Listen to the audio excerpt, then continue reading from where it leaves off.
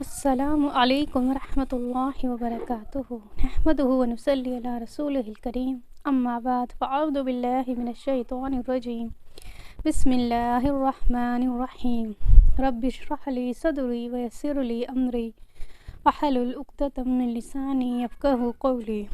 سورہ البقرہ آیت نمبر 72۔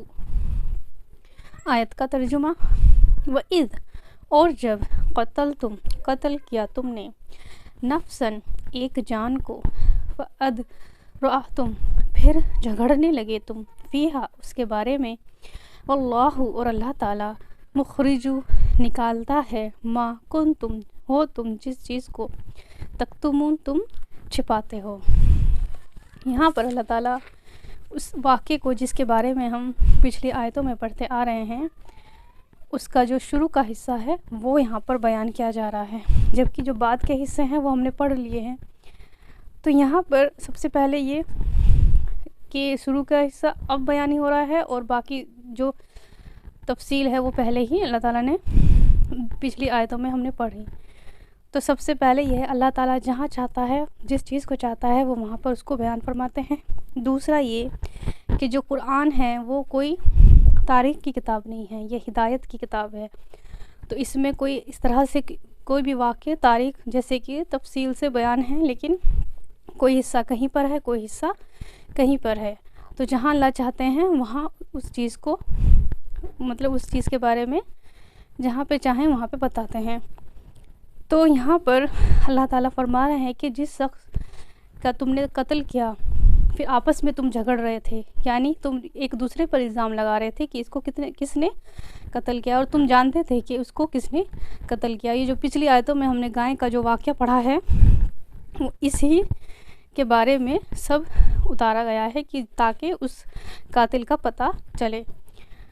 تو اللہ تعالیٰ فرماتے ہیں کہ ہم جانتے ہیں جو تم چھپاتے ہو، یعنی اس آیت میں ہمارے لیے کیا ایک بہت بڑی تنبیہ ہے، ڈراوا ہے کہ ہم اپنے دلوں میں کتنا کچھ کسی کے لیے یا کسی بھی چیز کے لیے رکھتے ہیں۔ ہمیں ایسا لگتا ہے کہ وہ ہمارے دل میں ہی ہیں، لیکن ہم یہ بھول جاتے ہیں کہ جو ہمارے دلوں کو بنانے والا ہے وہ ہمارے دل کی ہر کیفیت سے وہ واقف ہے۔ چاہے ہمارے دل میں کسی کے لیے محبت ہے یا کسی کے لیے کناح ہے یا جو بھی ہے، ہم کسی بھی ہر طرح کی چیز جو ہمارے دل میں ہے، ہمارے دماغ میں ہے، وہ کون جانتا ہے؟ اللہ تعالیٰ جانتا ہے۔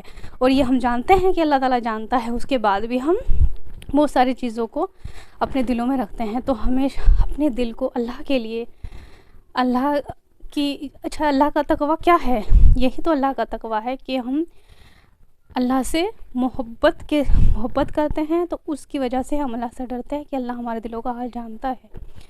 تو ہم اس کے سامنے پیش ہونے والے ہیں، تو ہمیں اپنے نیتوں کو، اپنے دل کی جو حالت ہے اس کو صاف رکھنی چاہیے، اور دل میں کسی کے لیے بھی کسی طرح کا بغض، کناح یا کسی بھی طرح کی کوئی ایسی بات نہیں رکھنی چاہیے، اپنے دل کو صاف رکھنا چاہیے۔ اس آیت سے ہمیں یہی سبق حاصل ہوتا ہے۔ آیت 73۔